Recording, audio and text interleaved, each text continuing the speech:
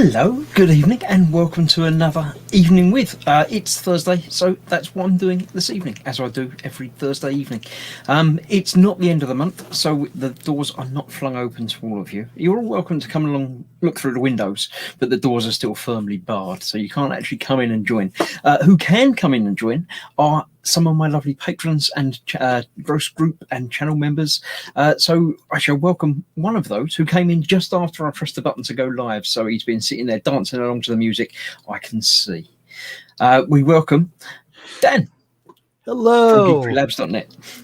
Good evening. Welcome. Also dancing away, we have Adam there as well. I don't know what he you wasn't mean. dancing so much as you during the intro, but you know. I don't know what you mean. Didn't see anything. He's gone all gamer in his writing now as well. It's 7H3. I've got to keep it interesting. So, hello guys, welcome. Hey. How's everything been this week for both of you? Well, I'm going back to work on Monday, which is interesting. Sort of yay, maybe. Yeah, kind of yay. It's just going to be in the garden centre, and they're opening up the old aquatic section.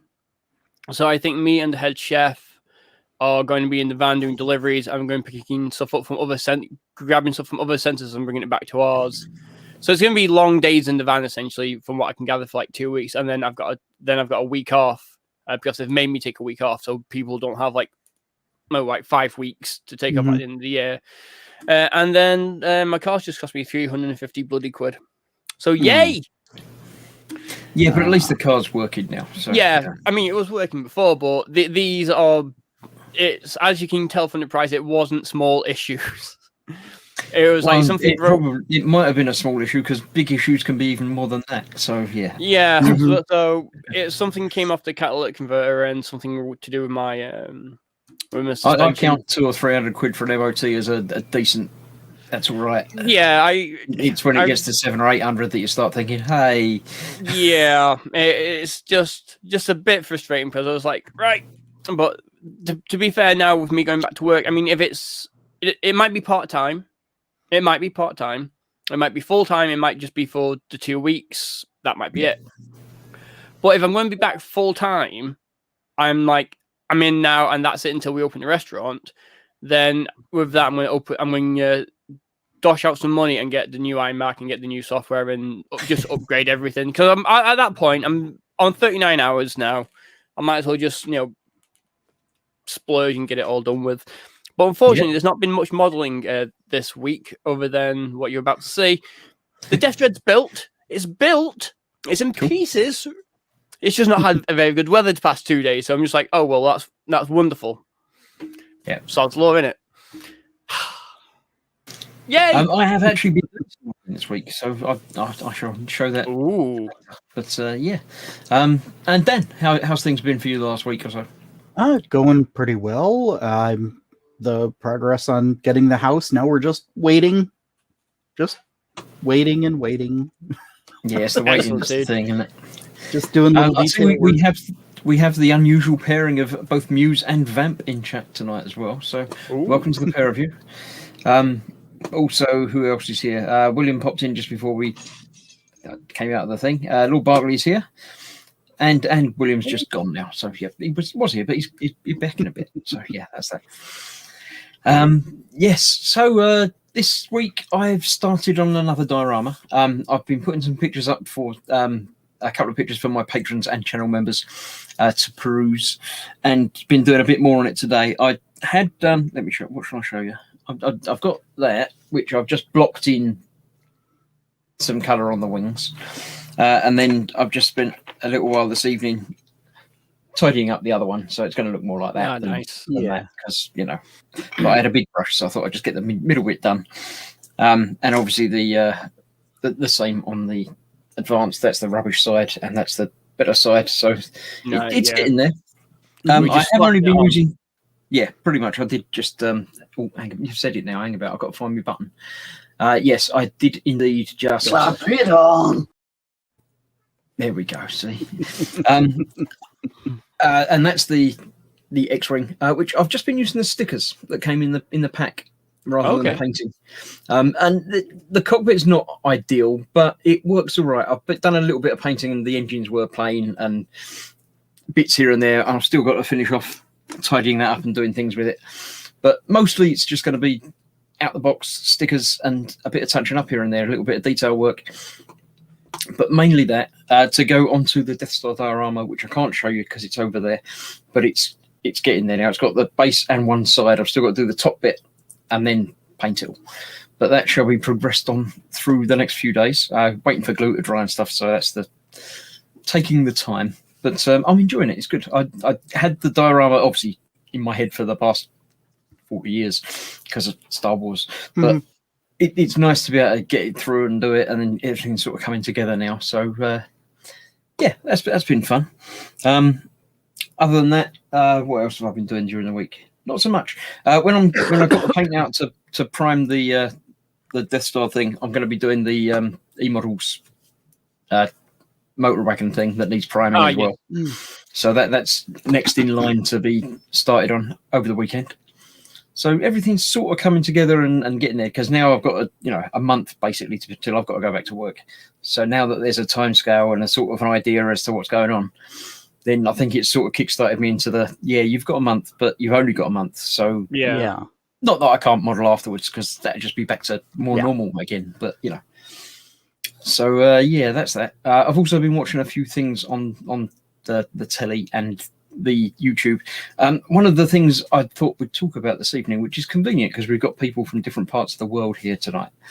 So one of those things will be of interest. I'll bring that up in a little while. But Mayhem's here. Maybe a little late. You're here, but you're not very late unless you just put that in and then go away somewhere else. But I don't know. Graham's here. He's got to do his homework for the weekend. I must have missed something, but there we go. That's okay. I always miss stuff, so that's fine. It wouldn't be the show if I read everything and understood everything first time through. So yeah, any news, anything of interest, or no? Not really. I pretty much went over it. No. Just annoyed that I've finished the Orc Warbot. I'm trying to get some Deathcopters from eBay. In various states. I mean, even though they're a bit broken or a bit shanky, I don't really mind that much. I can strip them down, rebuild, and do bits. Now I've seen them on the sprue, so it's just essentially two halves, and the Orcs built is molded onto the actual body of the copter. So it's just like two parts, a bit, and then. So I'm like, cool. If I can get them second hand and they're painted, I'll strip them down. And I've got quite a few on eBay at the moment, but it's just because they're old, like fourth edition, I think. So people want them because the metal ones are crap. Like the metal one, the metal ones you can get from GW are just they're just pish. Yeah, there's no other way to say it. They're just crap. What and you just like mold lines or everything, or bendy bits, or what? They just look naff. It would be. It's kind of like how Fox feels about the Space Marine bikes. All right, they haven't got the detail. It's a bit blurry and they haven't got the detail, and they just don't look nice. They don't have that kind of what you were aiming for, menace to them. For me, they don't have that kind of menace to them, and it's like, if I saw that come at me, I'm like, okay, I'd be like, whack. But so I'm watching out for some of them on eBay. Hopefully, get them cheap, but we'll see. So, we'll see. Swigging Pigs in, evening all, as is Ghost Rider, saying hopefully everyone in the UK is safe after last night's storm. It's been windy all day. There was lots of rain and stormy stuff, but it wasn't that bad around here. It was noticeable, but it wasn't terrible. But that must have been big if it covered the entire UK. I don't know if it covered the entire UK. That would be huge. I mean, we had it. We're only little, aren't we? We're like, it was the night before and back again tonight. I don't think we got it again tonight, but I don't know. It's been very windy all day. But and Edward's here saying, "Hello, folks. Good evening. Good evening." Go for it. Says, "Hopefully not that bad. Not had it. Hopefully not had it last night. It was awful. Yeah, I don't generally get woken up by storms and things. When I'm asleep, I'm pretty much asleep. I mean, I'll wake up and have to go for a wee, but apart from that, if somebody broke in, I'll probably wake up. But stuff outside, it's outside. I could care less. If the car alarm goes off, I'll wake up. But Oh, to be fair, I hadn't actually gone to bed, and when it started, I was like, "Oh, it's a storm." Okay, Final Fantasy X. Yeah, that game pretty much. Yeah. Right. Well, it's too early to go over to the gallery and the group first, so I shall talk about what I watched the video on during the week and didn't think about until I watched the video. But now I've watched the video, it's been bugging me for the last couple of days, and that's numbers. And I don't remember whose video it was that I watched, but it was a video about numbers and how they're different in different parts of the world. And it was like, no, they're not. They're all the same. I mean, you different characters and different numbers and things. But then it was things like, how many digits you have before you put commas in and things like that. And some places use a comma where we use a full stop and a full stop where we use a comma in like 10,000. But that was strange. But the thing that got me was addresses and like house addresses or road addresses. Right. And it was like they were talking to a guy that used to live in America or was born in America but now lives in London. And he was saying that, I don't know of any American people that have got a house address less than 100. And it's like, hey, well, I mean, that's pretty normal. My previous address was house number 27. That was, But he was like, no, Americans don't have anything less than 100. And it's like, it's always on American TV shows and that, it's always like a 3 or 4 digit number for the address. Yeah. But I didn't know if that was a TV thing but we have an American here. So do you have house numbers like number 7 across the street or whatever? It's not something I've really paid any attention to, but I think that seems correct. Do you know anybody that's got an address that has a number less than 100? Not off the top of my head. That seems conclusive to me. I think the way it generally works is that, you have a street, and from one end to the other, they'll start at 100 for the first house on the street, and then number sequentially going up, evens on one side of the road, odds on the other. I don't know if that's, how it's done over there as well. Well, they were talking about that, and they're talking about American blocks, because we don't really have blocks. I mean, some really central city do, but our roads are much more organic. In most towns. But in America, you do have the square. You can look at a map, and it's just it's a grid. And they were saying that you've got like the 100 block, and then however many numbers that are in there, the next block will be 200. Yeah. So you'll have 137, and then next to that will be 200 across the road. Yeah. And it's like, what? Hey? But it doesn't sound right. But it sounds sensible. But it doesn't sound right. Yeah. But Muse is telling me we're wrong. Muse is saying that we do have numbers lower than 100. Okay. But not many. They're very rural. Campus housing has 2-digit numbers on apartments. I didn't really count apartments. I was thinking more building numbers. Yeah, I imagine you're talking like 101 St. Tatooine, Tatooine Street or 101. I mean, if it's an apartment in a complex, then the apartment building will have an address, and then you'll have apartment 7 in that. I'm in 3409 Street, and then apartment number this. Yeah, but that's I don't know. I mean, American addresses are strange to me. Anyway, I've sent a few. Well, they're significantly shorter. They seem to have bits missing. When I look at a UK address, I'm looking at this massive piece of info. I have no idea what I'm looking at. Well, is this a city? Is that a town? What? I don't know if it's the same in American addresses, but British addresses are written backwards. They're not, but they are. The first thing on a British address will be the house number, and then the road, and then the sort of town and then the county and then the postcode or anything else. Okay. But if you read it backwards, it makes more sense because it would be like UK is the first thing, and that narrows it down. Yeah. And then the county would narrow it down a little bit further, and then the town would narrow it down even further than that, and then the road would narrow it down, and then the house number would narrow it down to an exact place. I never thought of that before. I genuinely never thought of that before. Oh my god! So it actually does have like the county listed as part of the address there. Yeah, but here's usually yes. Okay. Right, so I had a friend buying me a figure from WizKids in America because they weren't shipping to the UK at the time. She's like, "What's your address?" I'm like, "It's this." She's like, "What are those 6 digits? The letters and numbers?" I'm like, "That's the postcode." She's like, "What are y'all doing with letters and numbers?" I'm like, "What do you mean? Like, we just have numbers." I'm like, "What?" Yeah, well, that's the zip code, isn't it? Which is basically the same thing as far as I can understand it, but it just looks like half a phone number. But yeah, it's just a different way of doing things. I mean, technically in the UK, all you need is the postcode, which is that 6 or 8 digit, and the house number.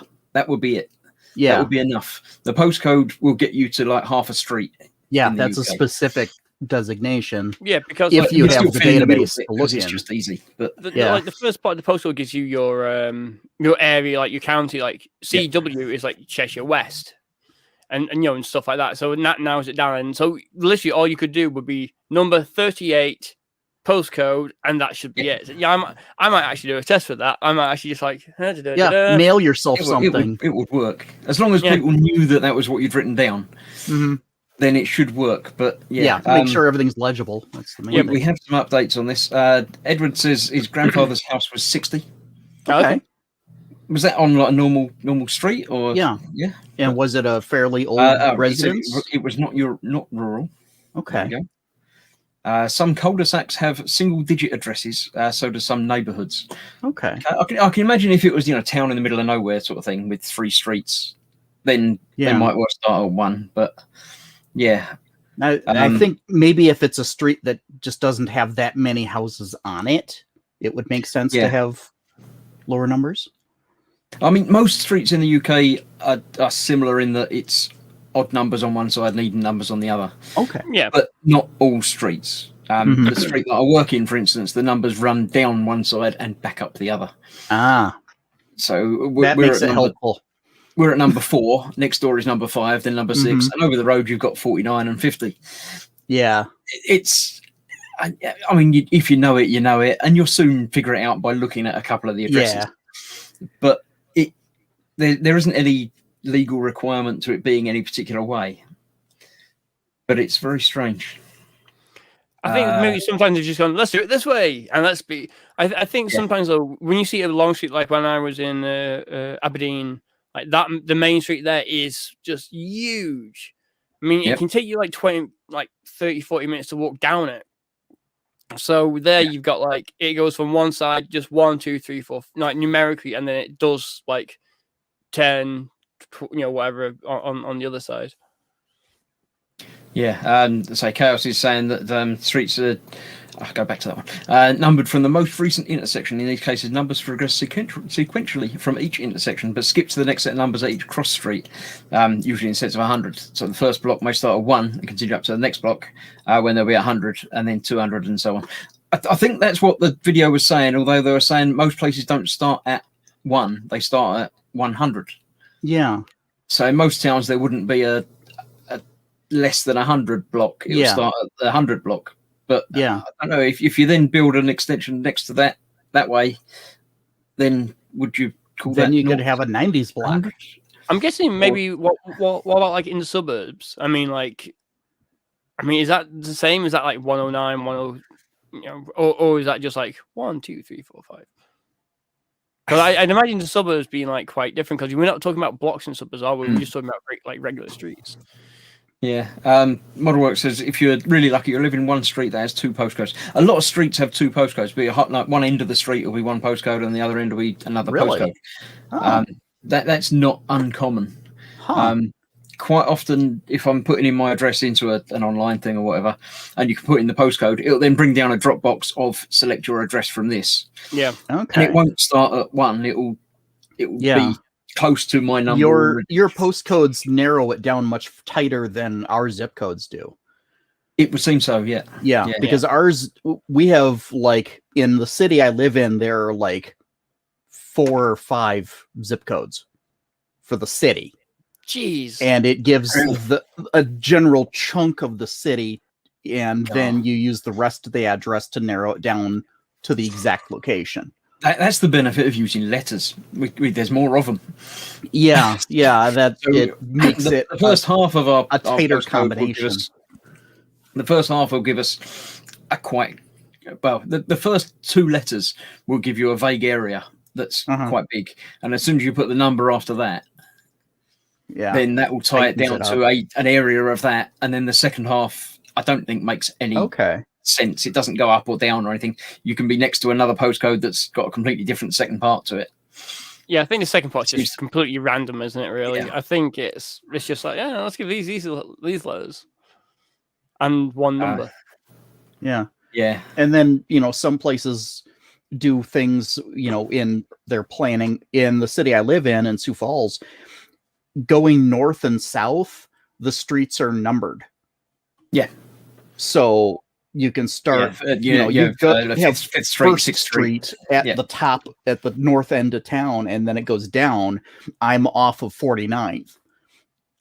And so it makes it actually really nice that you can actually gauge the ones going across.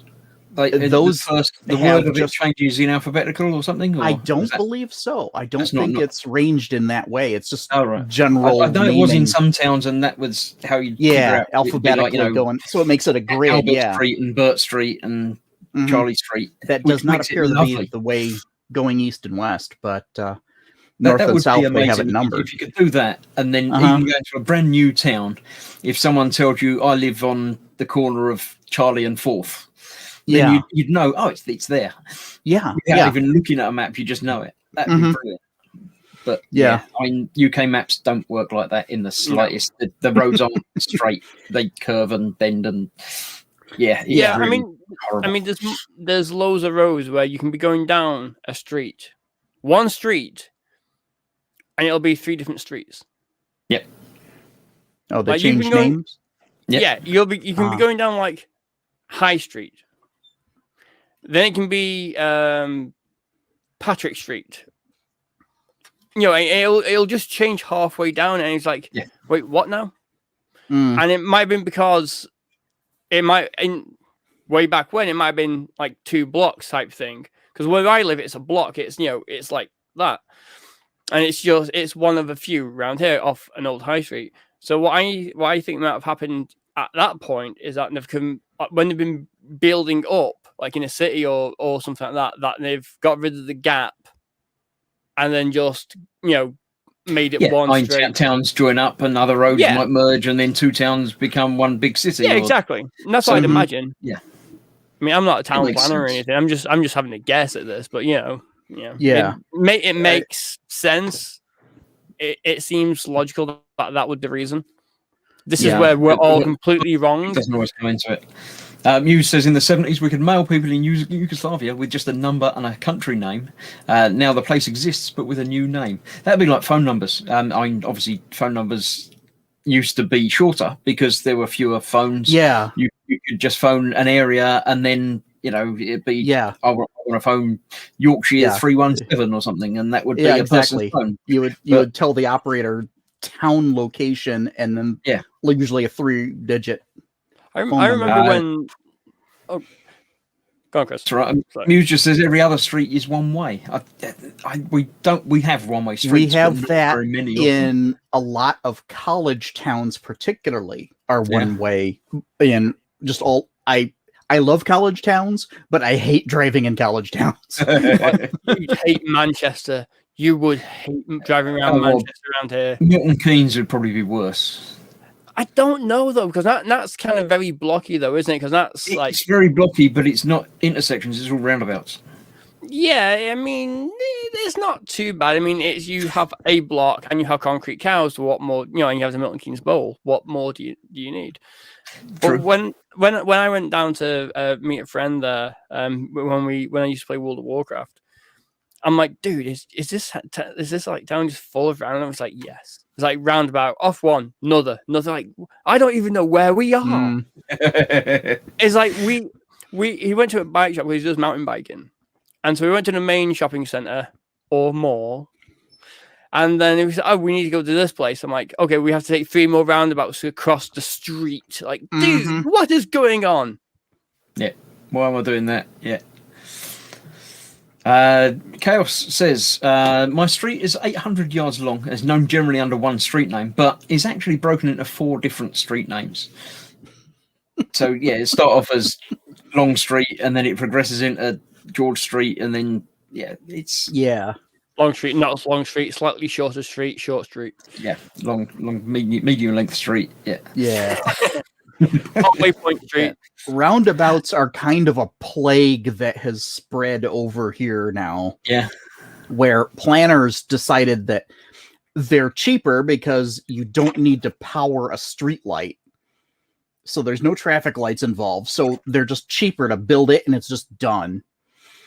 Yeah. But in some towns, like when I was in Wisconsin, it was doing like what Raging was talking about, where it was like one after another.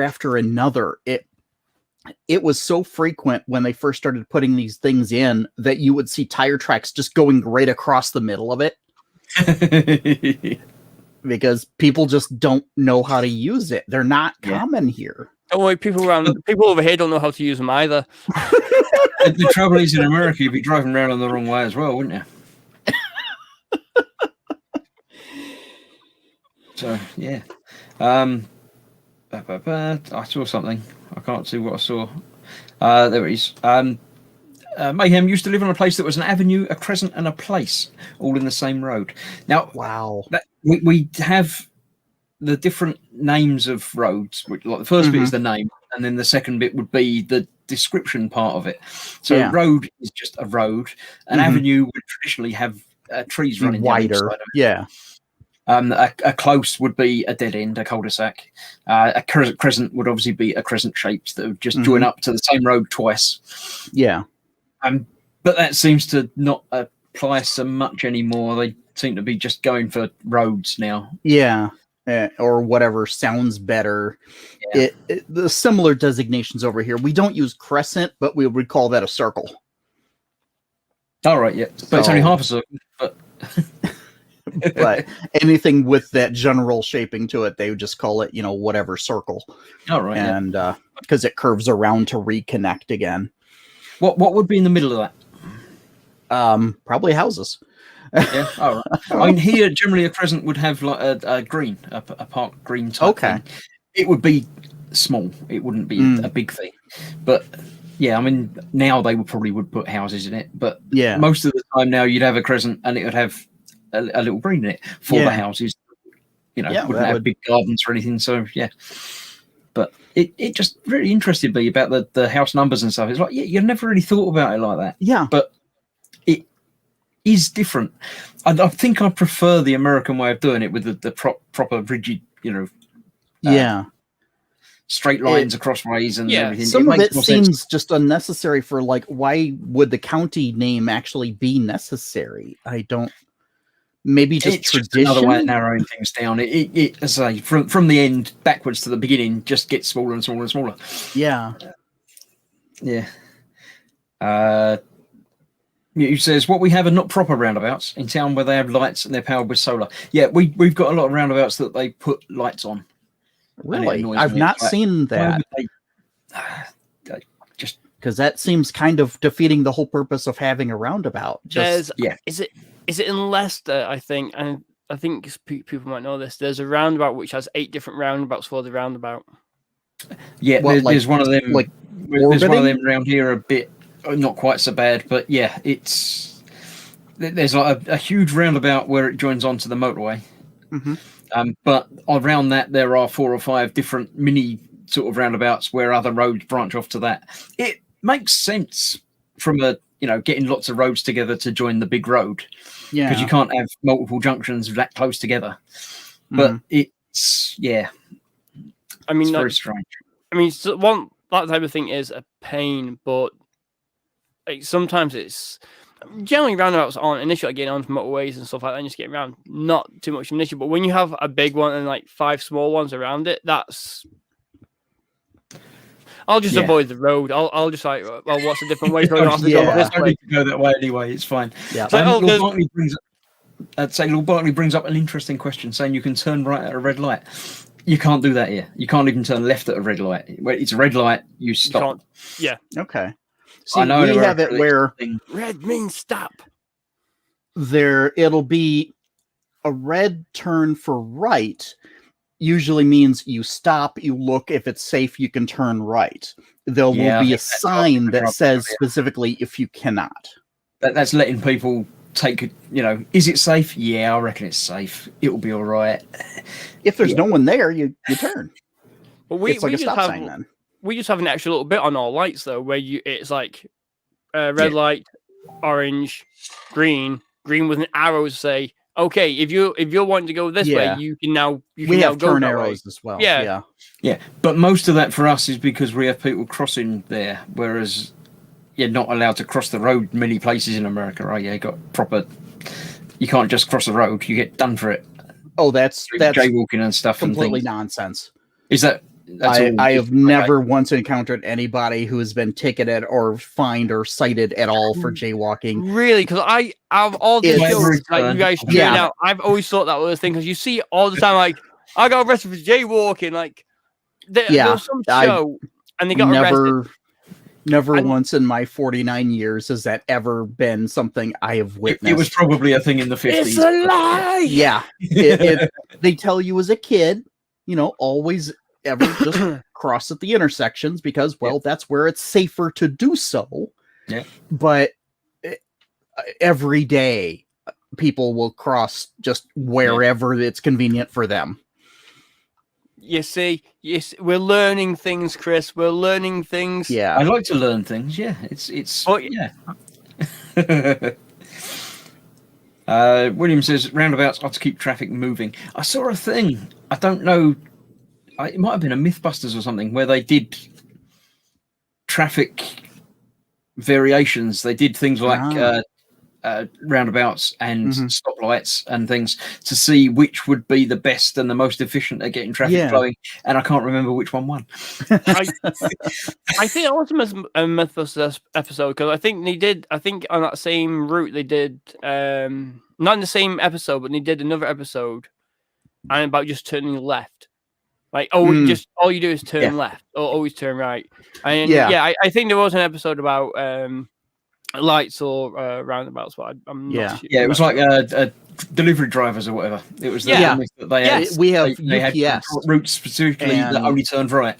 Because it was quicker to actually turn 3 rights to go across that way rather than to try and turn left across there. Turn left. Yeah. That's a thing. You'll almost always see a lot of delivery vehicles, particularly UPS, almost always just make right turns because it's just more efficient to keep moving rather than to stop and wait for either it to be clear or for the light to change. Yeah, so that's just. I mean, it makes sense. I mean, I'm reversing everything in my head for the left because obviously driving on a different side of the road, everything you turn right is just hugging the curb and going around that way.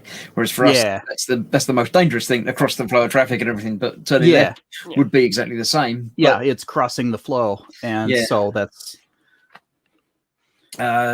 Muse says highways have ramps on and off. Bigger cities have lots of loops.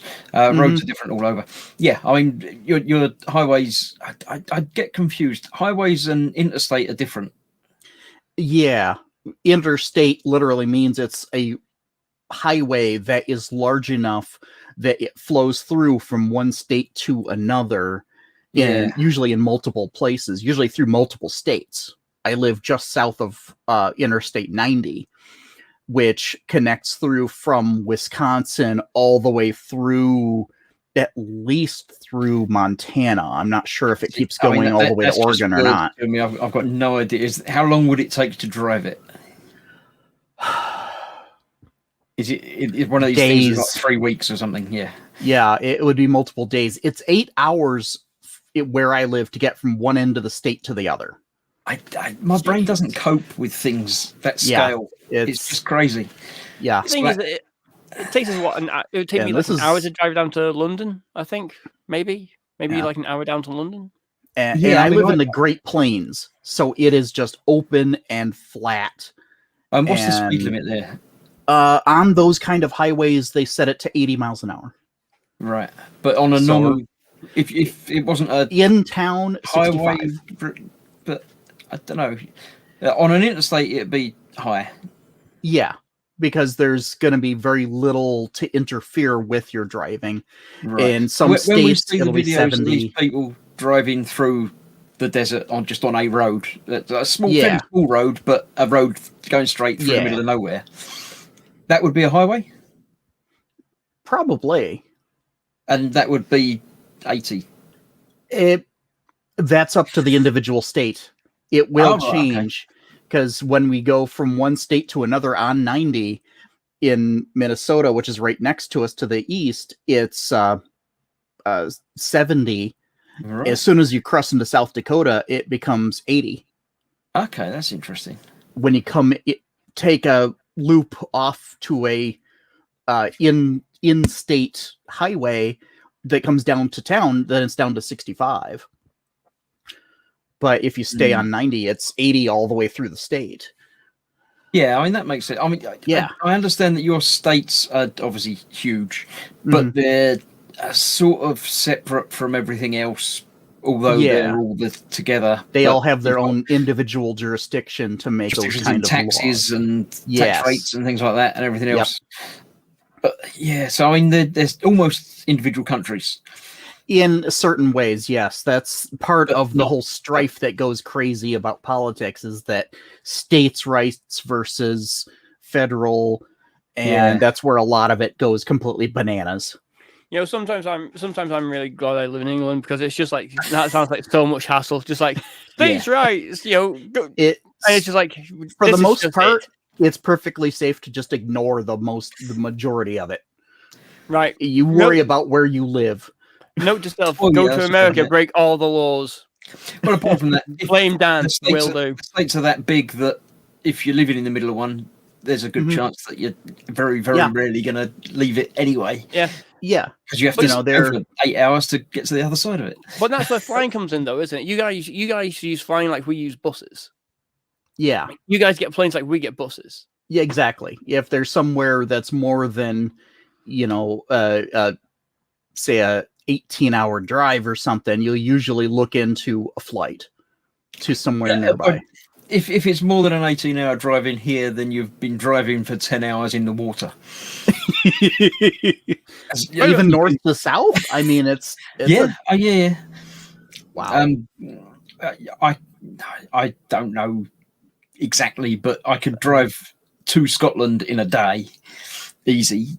Yeah. Wow. You know, over the course of a day. But yeah, I mean, like for me to drive to Scotland from where I am, I think it took my folks 6 hours, maybe if that. Because they went went to Edinburgh, I think it was, and it took them Wow. like 6 hours or something. But on a train, it takes like I think I got the train. It took me like an hour and a half. Yeah. But to go down to London, it takes. I think it took me an hour and a half to get to Birmingham. I don't know, maybe like 2 hours, 2.5 hours, maybe to go to London, something like that. there you go. Muse got a jaywalking ticket once, but the judge tossed it out. But she did get written up for jaywalking. It does happen. Literally you the first person I've ever heard of. Did you laugh in their face? Were you like, "Come on, pull the other one"? Like, it was on campus with this. apparently. Oh, yeah, on campus. Oh. Jeez. I mean, Or that might be Across that they do it a lot on campus. I don't know, but yeah. yeah. The only place silly tickets are in real small towns, the one with literally one officer. So he's obviously got nothing better to do. But yeah, Yeah. You know, and yeah, and that you might well be the reason. Yeah, and there's, you know, individual places which have, you know, ridiculous laws and stuff, you know, and there's I believe in South Dakota it's against the law to shoot at a buffalo from an upstairs hotel window. We have laws like sorry, this. it's legal or illegal? Illegal. Well, that makes perfect sense to me. It should be. Yeah, We But have all of like it had to be called out. I think it's in Chester. It's legal for you to kill a Welshman inside the walls of Chester with a crossbow. I think it was a longbow, actually. But yeah. Longbow. Yeah. It's one of those things that But if you isn't. yeah, it is, but it isn't. You'd still get done for murder Yeah, or manslaughter. yeah. Or whatever. you But would still be technically- locked up. Like, but technically, it's legal. If you look up some of the weird British laws. Yeah, You will have a field day at some of the It's nonsense that's going still on. on the Yeah. books from Yeah. days And long it's- past. Yeah, Isn't it so basically they just important? hadn't been repealed. There's Oh, something what? about it's illegal to eat Christmas pudding on Christmas Day. What? No way. Apparently, it was Wait from there, 18 wait. whatever it was, but apparently it's just never been repealed. But yeah, Yeah. You know what I'm doing now, right? I might be wrong, but I'm sure there was something about that. But yeah, we're getting lots of information about interstates and things. The I-10 runs from Florida to California along the southern border. The I-65 runs north from Mobile, Alabama to Chicago. Oh, I think it's mince pies, Chris. I think it's mince pies.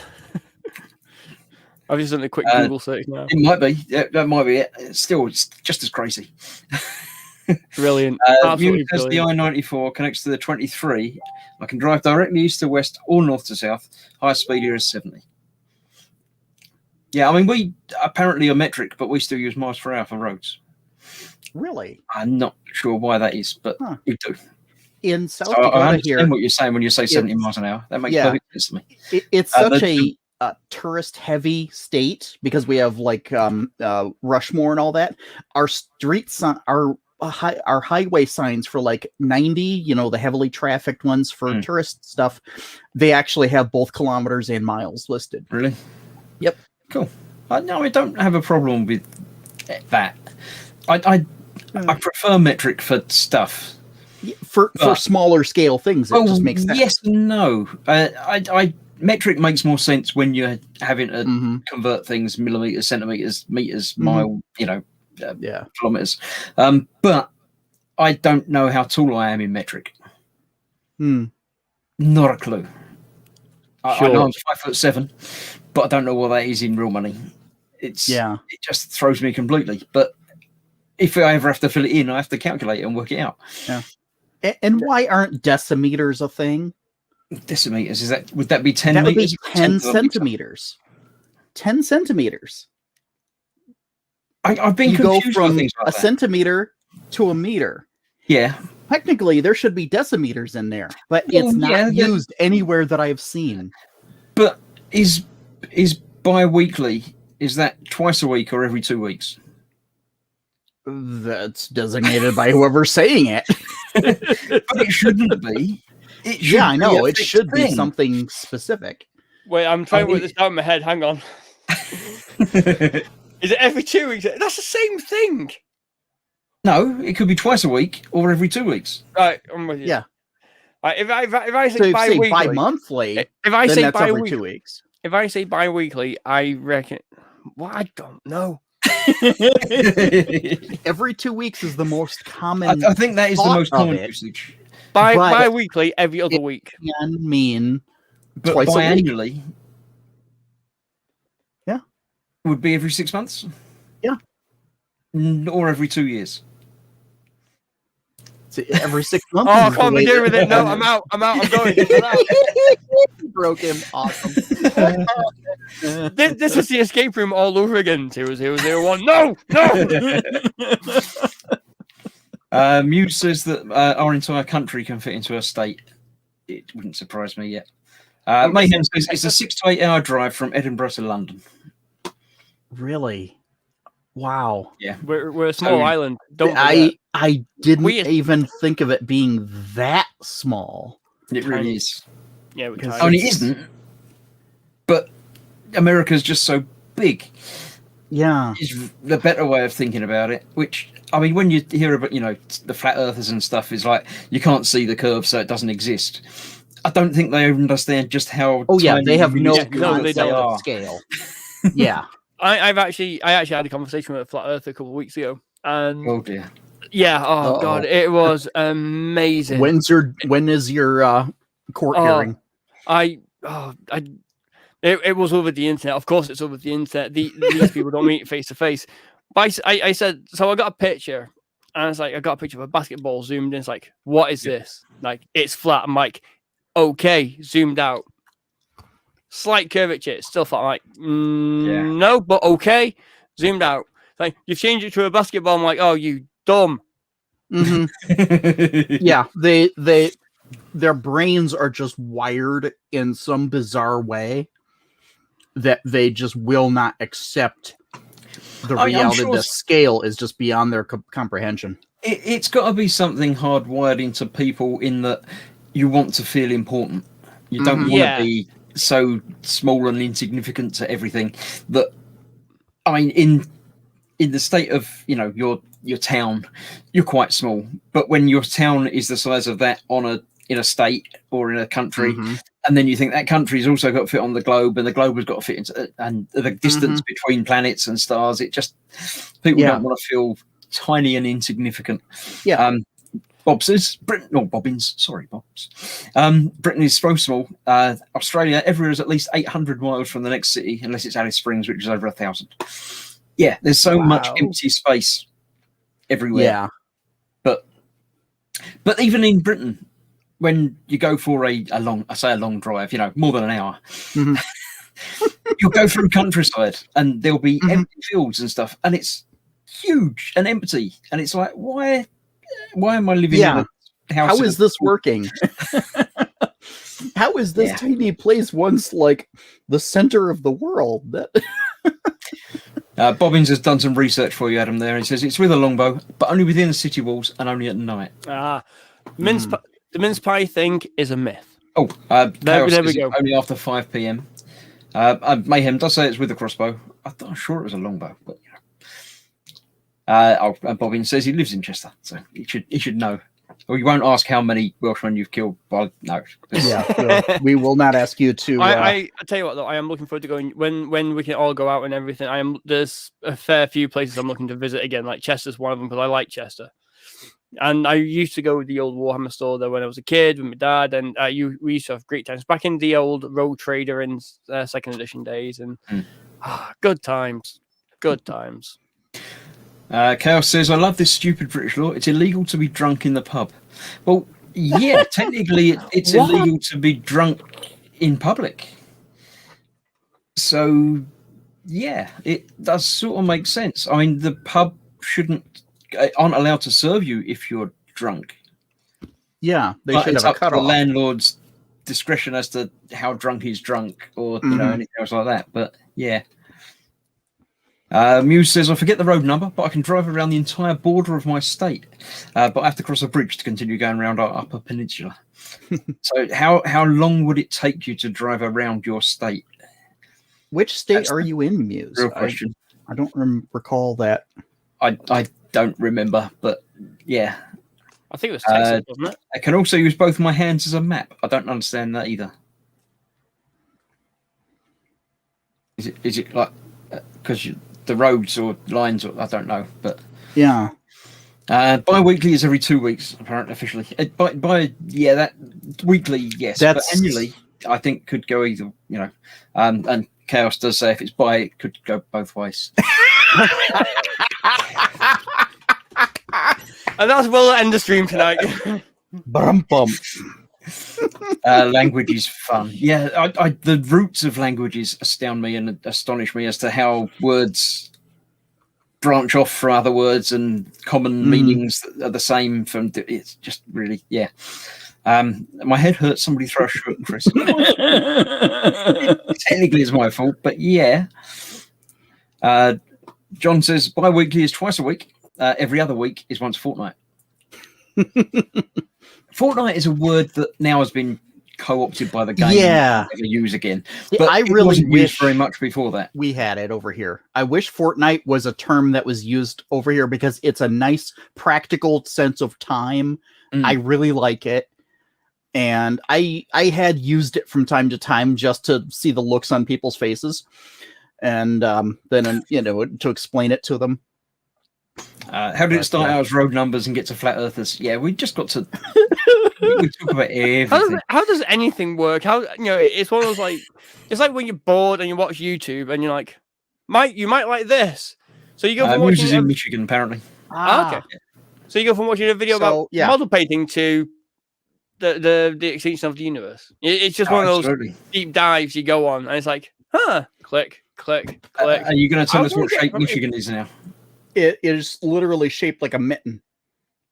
Okay. Where if you've got a piece of it that comes up as the thumb, and the rest of it's just one big thing there, and then it has an upper peninsula, which is a piece that's kind of curved over the top. Because it's the West Coast, isn't it? Michigan? No. East. That's almost in the middle. So is this lake or something in the middle? Yes, there are 5 Great Lakes that are around Michigan. Detroit is Great Lakes, like right about there. That's where I was born. Technically, born in a mental hospital. Yeah, amazing. And then it was also a place for low-income people. But Dan, that's a little factoid I enjoy. You may make everything, but that explains so much. Yeah, kind of like Freddy Krueger. And so yeah, and Chicago would be like over towards this area here. It's one of those weird things, but yeah, it's a mitten, and then it has the Upper Peninsula, which is part of Michigan, but it's connected to Wisconsin. It's bizarre. It makes no sense to anybody. I think the American. I can visualize the shape of America, and I can picture the little pictures of things inside it, but I wouldn't know which one was which. Or the little squiggles everywhere. Yeah, most of them have got straight lines, haven't they? They're artificial. A few, borders. Some do, but yeah, some states are almost just rectangles. Yeah, South Dakota is almost. I prefer a border to be an actual thing. I mean, living on an island, it's obviously easy. You know where the border are because it's when you start getting wet. Yeah. But other borders follow mainly rivers or mountain ranges or things like that. But some sort of the American ones are just like, I've just decided this is as far as I'm going. That's it. Yeah. This is mine. That's yours. Off you go. There are rivers that do delineate some of the borders of states. Like the Rio Grande, I think, delineates part of the Texas border. Right. Along the northern side, and the lakes, obviously, those define Michigan because it's got the lakes going all the way around it. Yeah, I mean that's the thing I understand. It makes perfect sense to me. And again, at the edge is fine. But it's the whole. Why did they decide that was as far as I want to go? Or and there, I'm sure, were many battles that happened to define those lines throughout the years, and. As kids, we would get like wooden maps that would slot in things, little puzzle pieces, for the states. So, you've got a job to do, apparently. Try to explain to them about Indiana. That's not the films, is it? It's not the bloke. No. I'm not sure what he's referring to about Indiana specifically. I don't know that much about it. Is it joined to lots of other places, or a funny shape, or Is it shaped like a wedge? Indianapolis, I'm familiar with. I think that because that's where Gen Con is. But past that, I don't really know much about Indiana. William Rayborn says, I think it was the History Channel did a show on why the states are shaped the way they are. Oh, cool. Bobbin says, what's that long thin bit sticking out of Alaska about? It bothers me. Up towards the top of it? That would probably be part of the old ice bridge where people crossed from Asia over into North America. Now, when you've got a map of the world, a flat map, not a globe, is it the same as we have?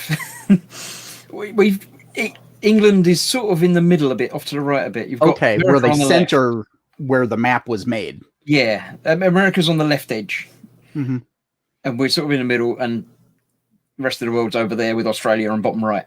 Yeah, it kind of goes like England. It's kind of like that, where it usually, the Atlantic is usually what I usually see dead center.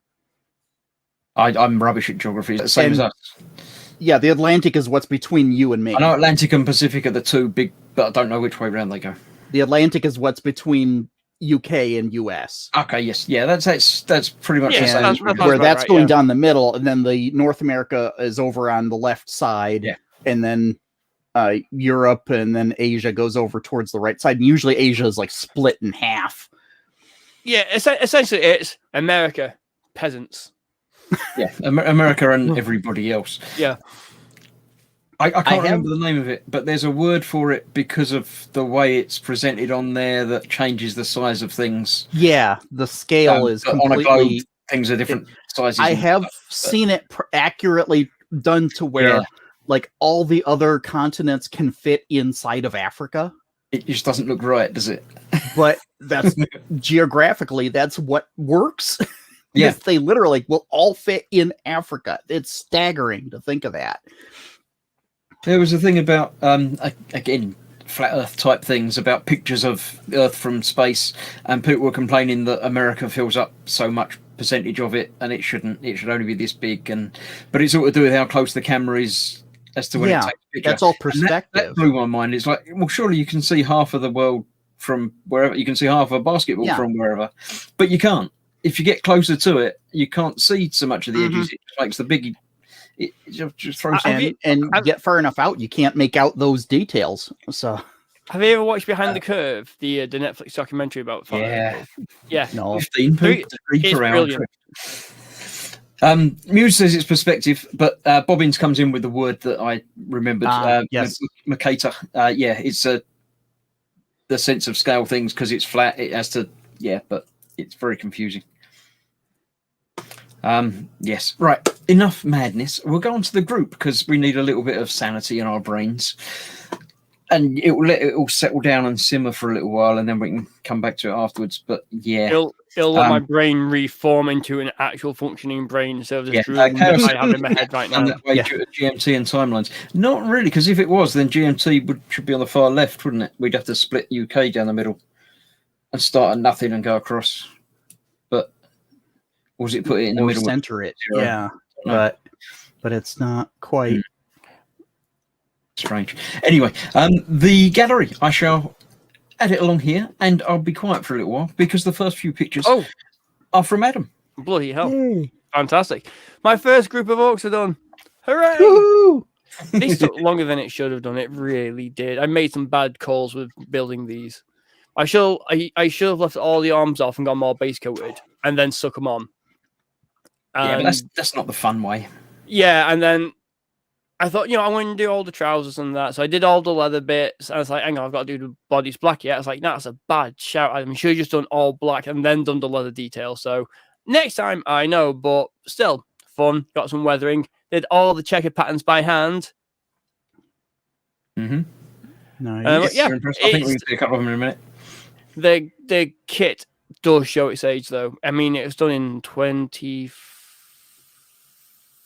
edition, somewhere in 4th edition. So it was. There we go. There's a checker. Yeah, there's some it's a quite old kit, and it does show its age. We need new orcs, to be fair, but it's still not a bad kit. There's plenty of options, and there's a ton of spare parts afterwards. Absolutely loads of stuff left over. Because I'm just doing for the start, I'm doing just sluggers and choppers for melee, and then I'm going to get a battle wagon with another group of these, shove them all in the battle wagon, and say, go forth and decimate Fox. And that's the plan. Yeah, that's what they're for, isn't it? Yeah. But with sluggers, you get extra damage or extra attack or something. So, but yeah, thank you very much. This took me way too long to paint. It was like 3 weeks. This took me way too long to pick up as well. Oh dear. My wife had an accident with her diamond art. Oh no. So we might have had to pick up some from the floor. Oh dear. It wasn't just one colour either. There was mainly 2 colours, but a few other bits as well. So we spent a little while down there picking them up, but it was all done. You didn't have a vacuum with like a nylon to put over the thing to. That was talked about, but it wasn't. The carpet is quite new and quite fluffy, so it's quite easy to just get Okay. a handful of them together. So yeah, we did it without too much trouble, and it was easier to do that to get the individual colours as well, rather than have to Divide them as you pick them up. Divide them all, take just as long. This is another thing that I did during the week. Yay! The Iron Man delivery turned up eventually.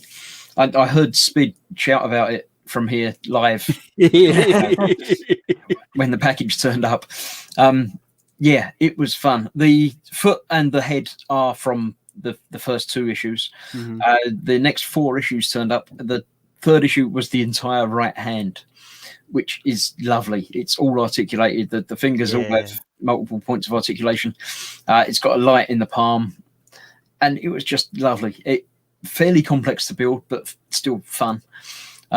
Next up was the Arc Reactor, which again, another iconic piece that just works, and it's lovely, lights up and everything. Got an individual switches for all of the things. And then it was a little bit disappointing. You get half of the right elbow. Oh. And then you get the other half of the right elbow as the 4th issue, the 6th issue. Yeah, that was weird. It's weird, but my way of thinking about part works is not about, this week was rubbish, because it's not about an individual week. You know what you let yourself in for at the beginning. You know how long it's going to last, how many issues it's going to be.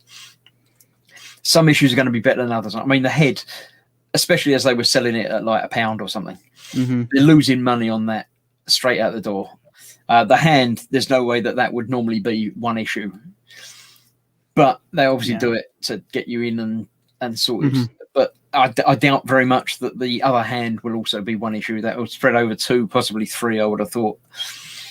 But you know that it's going to be 100 issues, so you work according to that rather than to what you get in each box. So yeah, that was interesting. Apparently they've now also over the last day or today build for the next packs as well. Well, nice. Considering I got the first 2 issues Christmas Eve, and have been waiting since then for the next issues, which are apparently meant to come out weekly and be sent out monthly. But with everything, obviously, everyone knows that there's been supply problems and delivery problems and everything else problems. So most people haven't been shouting about it and complaining. I certainly haven't, because I know it's going to be a thing. But it's nice now that the next one, hopefully, if it's been built, then it's going to be shipped and probably be with me in a week or 2. Yeah, hopefully it'll catch up. Hopefully it'll be back onto a decent, schedule of releases. I know in Italy they're already at like issue 30 something. Oh, jeez. So it is a thing that is progressing, and it it does exist. It's not a scam to just get you in, give them your bank details, and they're going to run away with it. I've seen pictures in a group of a couple of bits further down the line of the build, and it looks like the right arm is being built now. Okay. So next week we'll probably get to next issues. We get 4 issues that are probably going to be, I don't know if it's going to be half an arm, maybe the entire arm, hopefully enough to join the hand onto the bicep. Yeah, because I like it when it's more intact rather than lots of bits. Yeah. But yeah, I've enjoyed doing that. I've also got the X-Wing delivery came the same day. And I don't think I've got any pictures of that, but that is progressing as well. It's all coming together and all the wings are done now. So we just got to work on the interior, but that's going to be fun. Yeah. Chris Anderson has been watching my Saturn V video as he's watching it as he's typing this. A lot of good tips. We'll start working on it when he's finished the Freightliner he's building now. But yeah, that's the Revell Saturn V. I can't remember if it was the Revell one that I did. I think it was. Certainly a 1/4 scale, but that's obviously a new, 50th anniversary box with a much larger Eagle Lander, which looks like it's going to be very nice as well. It's also a 50th anniversary branding. Cool. So I look forward to seeing more of those as he gets them done. Gizmo Gizmo 411 says it's at 59, and it's the start on the forearm next. Yeah. So your last video, that's what you said the magazine had listed was next. You get the forearm. So Yeah. So at least you'll be able to connect the hand to something. hopefully, I don't know how many parts in the forearm though, because it might Yeah. be 5 issues. It's. Who's this? This is Lewis, the model making trucker. Has been doing a diorama type thing. I don't know if it's for any of the kits that he's doing at the moment or anything else, but Muse is off. She's got to go and get her dad and go to the shops. Have fun with your shopping. Go to Muse. See you later, Muse. Be careful if you have to cross the road.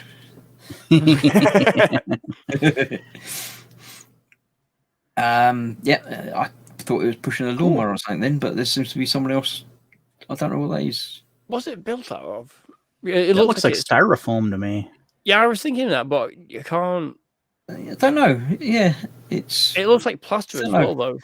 There's definitely a plastic card in the middle bit and the top bit, but I don't know. It could be any number of foam products or something like that. I don't think he's about to tell us all the things. But yeah, not sure what's going on there.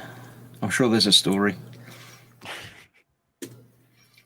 Can't tell what it's made of from there either. Yeah. He might have put words in, but they haven't come up, so yeah. There you go. Dan can do some talking now. So yeah, this is kind of a collage I put together of on the left or on the right side is the actual component within the real Ecto one. At the bottom left is what they sent as the kit part, which is just all silver and like hardly any details. And then above that is the one I scratch built. Very nice. I think there's more, but not necessarily the same thing yet. Dude, that's impressive. Yeah, it definitely looks closer than the one that they've given you. Yeah, but the lack of detail on there was kind of offensive. Plus, it was silver instead of being. It's like the only piece with a color other than silver or white in there. Yeah, so I'm going to say that's unusual. They don't normally stuff up that badly with colors. Yeah, you thought they might have tried a little bit harder than that, but yeah, nobody else building the kit that I know of has even noticed the difference there. So strange. I'm just going through every time I get a pack. I go through and examine each part and compare. Yep. And my logo kind of covered up pretty badly there, but the on the far left, that's the kit parts that come with it. Right. In the middle are the scratch built ones that I had made before painting, and then on the right is painted. Cool. Dude, that's excellent. Yeah, it looks really good.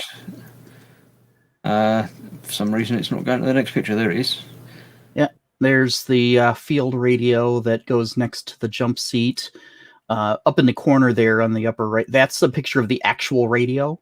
Mm-hmm. And so basically, it's all just molded in green, and then those handle parts up at the top are black, and that's it. So I painted all the rest of it. Absolutely, yeah.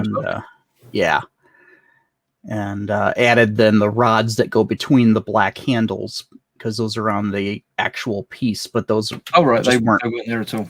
Yeah, those are styrene rod that I added. Cool. It's really weird that they've not gone into a whole lot of detail with certain parts, with a lot of parts of the kit. From what I can see, a lot of it isn't as accurate as it really should be. This is actually pretty accurate apart from the colors. Yeah, I'm going to say the molding of it looks great, except for not painting it. Yeah, but, once I added paint, it looked great. Yeah, this is just a piece that I up at the upper left there. You can see the back of the seat has those huge screw holes. So I made the panel that's below it to cover it fit over it. So this is a piece of double-sided tape that holds it on, and then the actual car you can see at the top right. Yep. So it's just covers over the screws, and it looks way better. Yeah. And then I had covered over, this is actually the floor pan of the whole back of the car that I covered over with styrene, because the little dots that were part of the texture was bothering me, because the original car didn't have that. Cool, yeah. So they put in more detail than they should. Well, what they based the model on the refurbed version.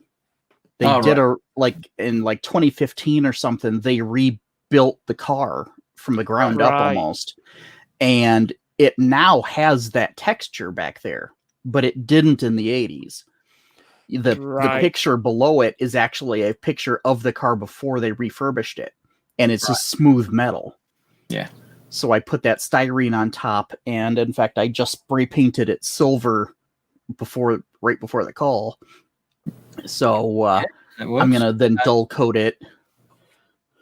Gizmo's gone. Thanks for coming, Gizmo. Thanks for the info. Steve says it's excellent work on the radio, Dan. Thank you. There's more to come. And then there's the back of the seat details, where along the top there is where I have my 3D printed parts painted up and attached. The far right top, that's the actual car details. The 3D printed parts at the bottom.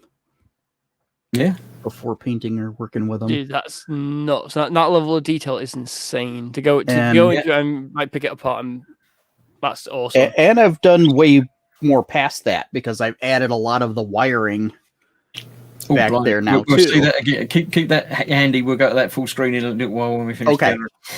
But yeah, that looks amazing. Oh, there we go. Back to Adam. I can sit quietly again. Chap, did you try this orc? Named after the Discord character. But yeah, I got this on eBay. It was the Black Reach Orc War Boss. You got him still on sprue. So I could remove the mold lines, which I've missed a little bit, but yeah, screw it. I'm not too bothered.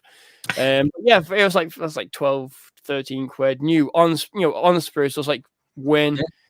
And then I had this guy. I should have done the Death Dread next after doing the boys, but he was already built and primed, and I was like, I'm just gonna do it. I'm just gonna do him, and then I'll get the Death Dread on the go. And now I can't prime anything. But no, he was great. He was. I actually snapped his big gun, his arm off where he's got the shooter. I actually snapped it off, get back because the detail here I couldn't get to it. I thought I'd be all right, but when I actually came to paint it, I just broke it off and I've pinned it and re-glued it and filled in the seam. Did you? He's just breaking the Titanic film. So he might have been here, but he might have gone already. But he might still be here. You never know. Welcome, Ted. Thanks for popping in. But as I was doing it, though, there's more detail than I thought. Because when it started to do the mouth, I could see he had the gum, I could see his gums and everything. So I need to do that detail. And I just kept finding more and more detail on it. And I'm really happy with it because I did the extra mile and did like the bits of flesh on his elbows and his ears and his lips. And put a bit of purple around his metal parts on his head, and so it gave it that little bit of like soreness. Yeah, I'm not a fan of the heavy shading, like the darker green bits, but it does look really good. Thank you. I think I need to work more on doing that sort of thing on mine, which continually I'm doing orcs at the moment. So I should be. I did a muzzle burn on the big shooter as well. You can just see it like the gradient going from what was it now? Like 5 shades. It was like 7 sepia, rifle and flesh shade to Drushi Violet, Drakenhof Nightshade, None Oil. I remembered. I'm very happy with this. Unfortunately, when I went to varnish it, I ran out of varnish like halfway through. It was like I was swearing a lot, because I was like, I thought I had enough. No, I was like, shh. Yeah, but no. I loved the can down the guard. I was like, son of a. Mike's been doing the Eleanor part work. Oh, I didn't know that was the part work. This is parts 1 and 2. So, I like the look of it, but not to spend out on a part work for it. But it certainly looks good. Yeah, I'm happy to watch other people building it. Yeah, basically, I haven't got room for a lot of huge models anyway. So yeah, it's a film series that I enjoy, but it's not, I'm not crazy about, so it doesn't bother me a great deal. I took a picture of Katie playing Moss because she was waving her arms about and it was funny. So I thought I'd take a picture, but she doesn't know. Yeah, she didn't know when I was taking the picture, but she did know afterwards. Mark's got the 172nd Italy Spitfire Mark 9 by the looks of that. I don't know anything about Spitfires or planes or different marks of them, but it looks nice. Yeah, I like it. Those wings are way pointier than I ever recall seeing a Spitfire before. So Yeah, I that think that must be a Mark 9 thing. I think they're not, most of them are much more rounded, but obviously that's the thing with that. But interesting. Graham says you should get yourself a beer after that work on that orc. Well, someone will have to drink it for me. I don't drink anymore. Well, thank you. That's really Steve said he'd love to be able to paint like that. Well, you'd say if Ocelot and Adam can, then anyone can. Basically. Yeah, so, I'm crap, and that's probably one of the best pieces I've done. So anyone can do it. Philip, I don't know if he's finished yet, but he's been doing the. It's not a shuttle; it's a transport pod or something. Pod. Yeah. From the Star Trek motion picture. Looking good, all lit up and looking lovely. That is beautiful. That's the hero shot with the panels that he's put on himself as well, because it wasn't on the actual thing. Yeah, those panels really add a lot of detail to it, and like the subtle weathering he's don's really nice. Yeah, it's one of those things that you can't believe that they didn't bother putting in half a dozen panels. It's like, and it's all of it and just not do those ones. And it's all 3D printed as well, so they could have easily done it. Well, you say easily, that means messing around with files and making things. So yeah. Yeah, but if you can make something like this and design a thing like this and adding a few extra panels. No, the original designer, I thought you meant the person that printed it. But yeah. But it looks good. It's lovely. Yeah, it is. That is just gorgeous. You just need a portion of the Enterprise to like put next to it or something. Little bit just a section of wall. Yeah. That would be the way to do it. Yeah, or build the whole thing. Yeah. That looks building familiar. That's I remember that bit when you think, oh my god, what have I let myself in for? It's huge. Yeah, and he still got further than Fox. And then I remember those bits as well. I remember the wall cushions. Yeah. Oh, those wall cushions. There's more of them to go as well. I think that's not all of them. Oh no, there's more of those. There's more wall cushions to come. Cockpit, all looking good. Yeah, and it all fits inside that big fruit bowl type thing. That's awesome. There we go. Yeah. Okay. So looks like building it pretty stock, which is fine. Mine was built pretty much stock. I did a little bit of conversion on the couch. I got rid of the back cushions on a bit of the couch. Yeah. But other than that, it was that. I did some gentle weathering and stuff, but not any major building or scratch building or anything on that. Not bonkers like mine did. Very little was left intact. Carl's here from Making Models saying hello. Hey. I did. Graham is building a 1/10 radio controlled Hillman Imp. Nearly finished it. That'd be interesting. Yeah, put some pictures up. Please. Chaos says the interior drove me mad last night. Yeah, get used to it. Foreshadowing. Chris Anderson, a big truck. I don't know any more about it than that. It's a big truck. Yep. It's yellow. Big trucks are always good. Yellow and red. That is a very large truck. It might be that one. Peterbilt conventional. But that's definitely we don't have trucks like that. Our trucks have got flat fronts. Oh, really? They're all cab overs? I don't know what that means, but yes. Cab over the engine. It's like, so you tilt the whole cab forward to get to the engine. They haven't got the engine sticking out the front. No. Okay. I don't know why. Yeah, this type is the more common you see over here now because I think it's easier for maintenance. That makes sense. Yeah. Because cab over ones have to come just like the whole top of the cab has to tilt, and Yeah, I would imagine that the cab over type ones would be easier to maneuver and park because you've not got the huge. Probably, yeah. The wheels are right there at the front of the vehicle. Yeah. Plus, they look like Optimus Prime, so that makes them better. Yeah, exactly. But, Edward has, I think he's finished it now. The Lego. It doesn't look like it. No, not there, but I've seen later pictures. Okay. He's got a special shelf for it as well, so Oh, why not? It's I still don't like the color, but the kit looks lovely. Oh yeah, I like the color. I do quite like the color. But I'm partial to greens. I do Not know that that I'm in anyone the would guess. minority not liking the colour of it, but it just doesn't. No, I don't know. Carl is watching and playing Valheim at the moment. How far you got? Have you killed the first boss? I have killed the first boss, but I haven't got any further than that. I've been doing some mining and stuff. So yeah, but it looks lovely. It looks almost organic. Yeah. The sort of bends and the curves to it. Mm-hmm. Except for the colour, it's lovely. And even the seats are a thing of complexity and loveliness. Yeah. Yeah, the Does engineering on the seats are just crazy. Does anyone Yeah. remember when you used to be able to get Technic men to sit in your vehicles? Like, Oh, so yeah. you're like, so like you vaguely, get yeah, Lego men. yeah. Yeah, so you could actually get Technic articulated men to sit in your vehicles. Ted says, has someone finished the kit? Ding. Not quite as big as Ted's, but it'll have to do. Mayhem has started Skyrim. Not that it means much. It means a lot, and Skyrim's good. Yeah. You enjoy that? Graham's having your beer, Adam. Good man. Good man. Quaff it. Make sure you quaff it, or else I will be, Yes. will be disappointed. Down in one. Jug.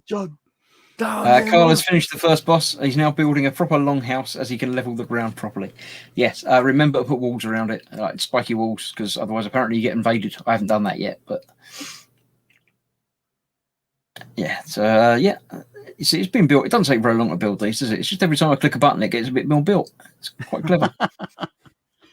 It's even got the disc brakes on it. It's impressive, isn't it? That's mental. I mean, but then again, for the size of the kit and how much it costs, you would hope it's got that much level of detail in it. Yeah. Oh yeah. But Because I mean, what is it, like you're- a 200 quid kit or something like that? I think it was more than that. I think I don't know, but yeah. Look at the size of the instruction books. You could kill an elephant with that. Yep.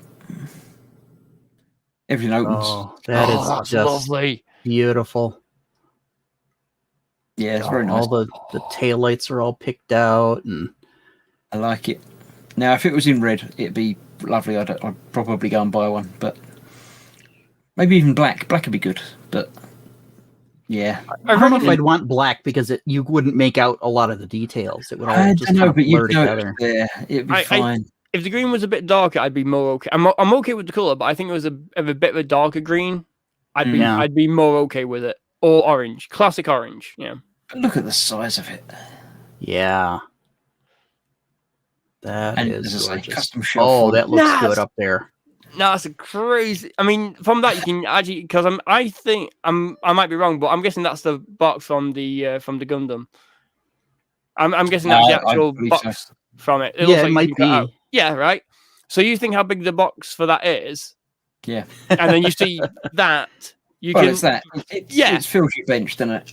We all know how big Hobby Zone things are. Yeah. So yeah.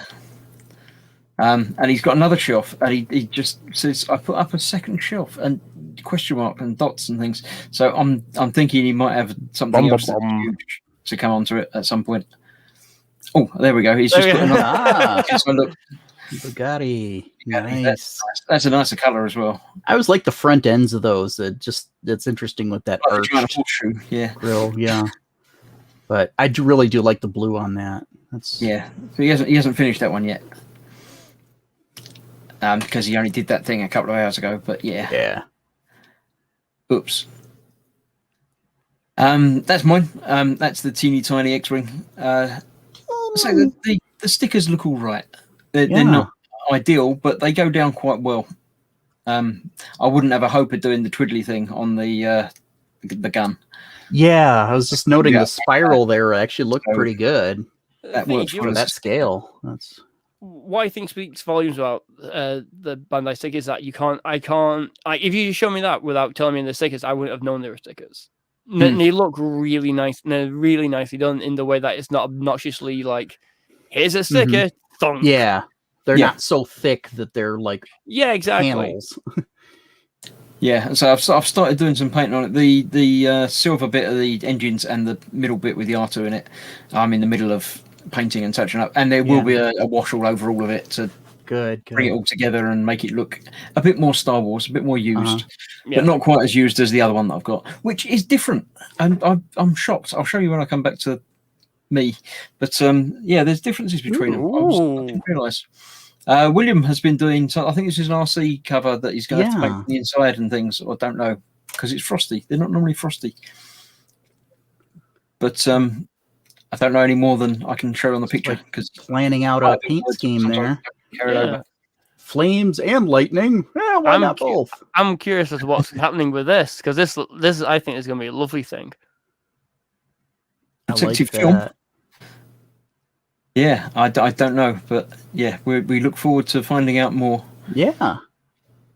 Oh, we've got some more. Oh, wow. That's lovely. Oh, yes. Oh, damn. Look at that gradient going up. Look at the skulls. They look like they've been airbrushed on. Yeah. How they weren't there, but then they were. That's impressive. Has he airbrushed them in himself? Has he painted the skulls? Decals? They're I mean, they're hand, matched on the roof too. I don't know if they're decals. I can't tell. It's so smooth. That is There's lovely. nothing. Tell us more. Tell us your ways of wizardry. He's in the chat. He says it has liquid mass sprayed on the inside. Okay. Is that to make it heavier? I don't know. What's what? Or liquid mask? I don't know. Everyone says it's lovely. Yeah, I'm very impressed with that. It's even got it's airbrushed on the inside. I love the tear, like the tear going towards the back, like after the skulls. the okay, yeah, that's not lightning. That's it's a tear. Oh wow, it's airbrushed on the inside. Okay, that is the okay. So he's painted it from the inside. Oh, so the flames must be on the outside then. Yeah, to go over the top. Wow. So, yeah, that's a clever way of doing that type of layering. That's man. Right, pack up. It really is. It's almost, I don't normally go in for that sort of thing, but yes, that is very, very, very nice. Yeah. Oh. And now the white blends it all in. Everyone's asking him how he did it. And that's it. That's the end of like magic. That's the end of things. Very impressive. Right, before we go anywhere else, let me just quickly nip across and show you my two X-Wings. I know I've got the guns taken off of that one. That's the one that I just showed you the picture of, which is actually Red 5, because it's got the 5 stripes. I didn't really know that when I saw the film. This is the one that I had originally, which I thought was the same, but it isn't. It's a darker plastic. The stickers are different, as in very, very different. It's got the long sticker down one side. Oh, yeah. On this one, I don't remember if it was damaged or if I've done the wear on it. I can't remember. But yeah, it's got the yellow on the wings and this one hasn't, and it's got yellow on one cover and this one hasn't. Well, so it's also I was aware. Red leader. Well, yeah. So they all have different paint schemes. I don't, as far as I know, it was just bought as another one of them. Is it an older version? X-Wing Starfighter. That's the second one, the new one that I got, the Red 5. Yeah. But as far as I know, the other one was just bought like that as well. So there may be variants, or it was a couple of years ago that I got the other one, and this one I've only recently got. So it may be that they've just changed it. Yeah, maybe it's just like a different, a new, not sculpt, but molding or new cell, something, or like more accurate decals or. Yeah, well, I think the basic kit is identical. It is just the decals that are different. So it's an easy way of doing it with just different decal sheets. But yeah, everyone's telling William it's amazing and magnificent. He says you spray the inside with liquid mask, draw the design on the outside, cut the design through the liquid mask, then peel the paint, and the skulls were done with a stencil. Wow. However it's done, it looks really nice. You should be very chuffed for that. Absolutely. That came out just beautiful. That was lovely. Right, Dan, you've got your thing to show us. Yeah, I've got the back of the Ecto. I can't. The scale is just impressive on there as well, isn't it? Yeah. So which is the front? The front of the car is here. Right. Okay. So this actually is visible behind the front seats. Right. Right. On the kit, this is just open, empty plastic, and I couldn't deal with that. So They even have it to where you can tilt the seats forward. Oh, So so you can see the blank empty plastic. Yeah. Yeah. So I filled this in, and then I magnetized this so I can put extra batteries back there for the extra Nice. lighting I'm going to add. And this is all basically just designed by me. It doesn't have any kind of specifics. I just kind of There's no reference photos of that bit. Yeah. So I just added handles and used some Gundam decals to put warning labels on things and It fits. Yeah. stuff like that. The part that I'm pretty happy with, it's kind of hard to make out on this camera, but on tops of all these bits, there's actually white wires that lead through all these components that gather together here, and then those go to those black cables that lead everywhere. Very cool. So I took sewing thread and then kind of ganged it together, twisted it, and then soaked it in extra thin CA glue. So then I put that into these slots, and so it's white sewing thread, but it's not going to ever, not going to fray. Shred out. Yeah, it's not going to fray because it's been soaked in CA. Yeah. And then I can do all the cabling off of those. There's the carpet that I added. You can kind of make out the vent that I scratch built. Yeah, kind of a little bit see through there. Yeah. Yeah, it. We see the gold box at the back. It's not silver. Yep, that goes right behind this jump seat. A lot of these aren't, screwed down necessarily right now. I need to flat coat these parts, and I've got another piece that sits on top. And there's going to be those black cables just going to everywhere. Yeah. And then there's another piece of equipment that goes right here that hasn't been documented in anything else that I saw. So I need to scratch build that. Here's the radio that goes right next to the jump seat. Yeah, I wouldn't have a clue. If I did the part work, I'd probably just build it as is. Things like the radio and painting the dials, I might do, but I certainly wouldn't go to the effort of the background reference photos and everything. Yeah, down for it all. I figure, very impressive. This model kit's like $1,000 at the end. I'm gonna just put everything I can to make it the best I possibly can. Same thing with the Falcon.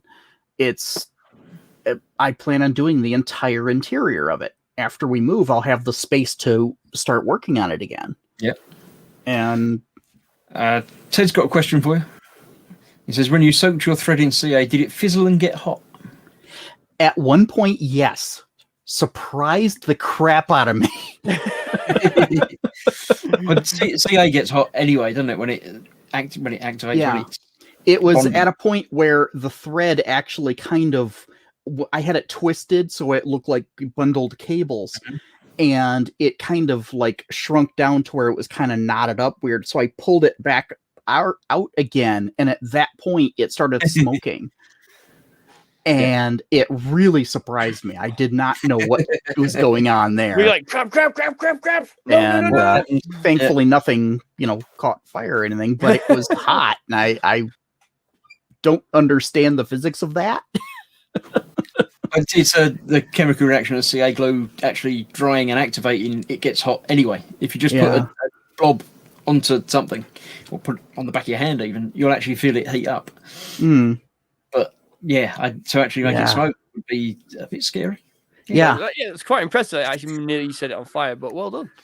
Well, dude, that scratch building though on that extra one is just it's sickening. It's absolutely sickening how awesome that is. I'm really stretching my skills on this. I'm figuring out things as I go. Like, okay, I need it to look like this instead of that. What do I do? It's going to be interesting when you have to do this panel that hasn't been documented. There's got to be documentation of it somewhere. Surely. Oh, I found pictures of it, but it's actually the pictures I found were from a company in the UK that's actually making like extra parts that you can buy to put in this. Oh, cool. And they actually make these that are 3D printed in resin and fully painted and light up, and they're absolutely amazing. They're beautiful. but they're, over 100 pounds.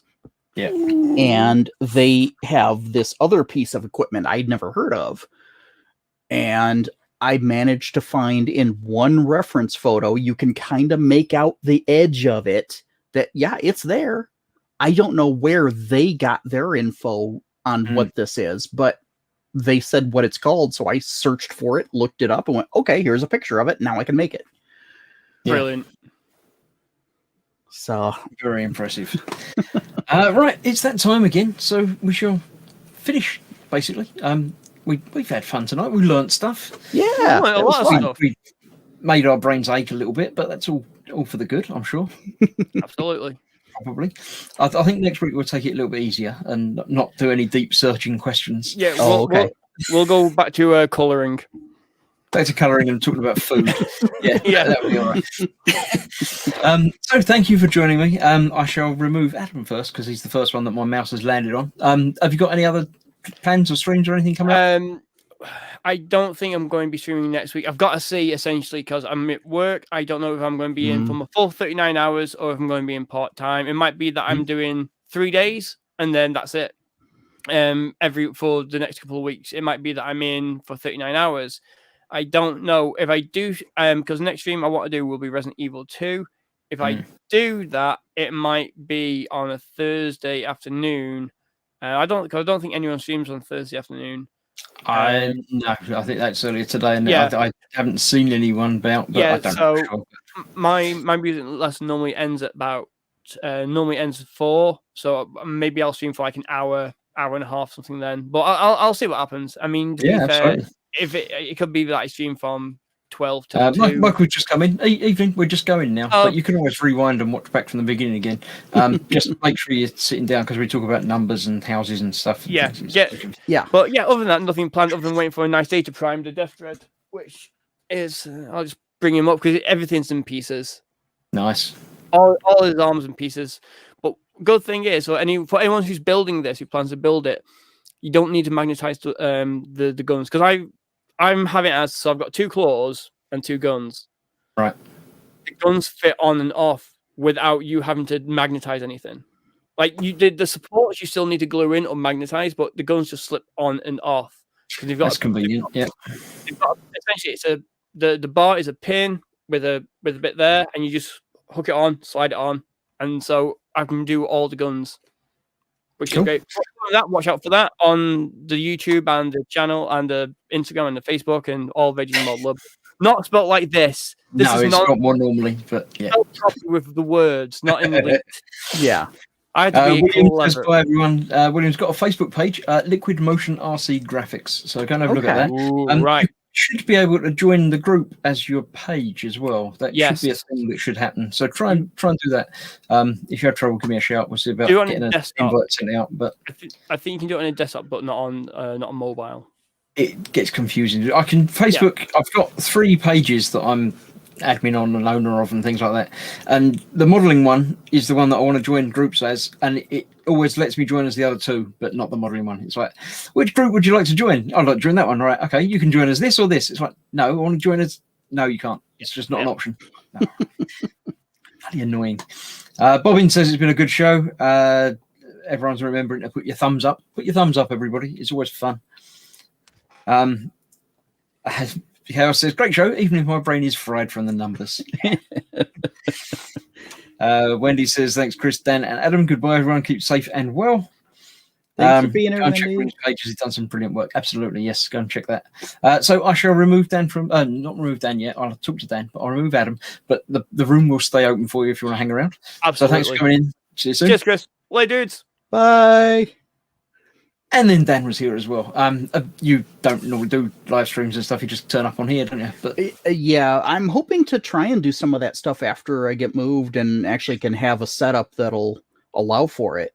So who knows? In the future, that might be a thing. We'll keep an eye out for it. But thanks for coming in, and we'll see you soon, again next time, possibly. Thanks for having me. Yep. Thank you. Bye-bye. Bye. And then there was me. So yes, if you'd like to join the group, it's down the bottom there. So you should be able to join it as a page if you have a page that exists on Facebook. You should be able to join as that. If you can't, give me a shout. You know, the email address and everything. Give me a contact through whatever. Give me a shout on the page if you're joined as a person, and we'll see about getting an invite sent out for your page. Other than that, thank you all for joining me this evening. It's been fun. Swinging Pig says night all. Graham says thanks. Peter Rogers says thumbs up. Absolutely. It was a very deep after a day of working. Yeah, we had some times tonight, didn't we? So thank you for joining me. It's been fun, and I shall see you. Where are we? Today's Thursday. It's my turn to do the War Hamster on Sunday. So 8 o'clock on Sunday night, I shall be doing my War Hamster. But before that, on Saturday night at midnight, or just before midnight on Saturday night, I'll be doing my Midnight Murders, where I'm playing Hitman, working my way through Hitman 2 at the moment. So join me for that if you're awake, or if you're in a country that's not asleep at that time, midnight UK time. I shall be doing that. Sunday, Warhammer. Monday, back to E-Models. And Tuesday, I don't know if I'm going to be doing a game stream over on Team Inept or not during the day. So keep an eye on, like and subscribe. And I'll see you soon. Thanks for watching. Bye-bye.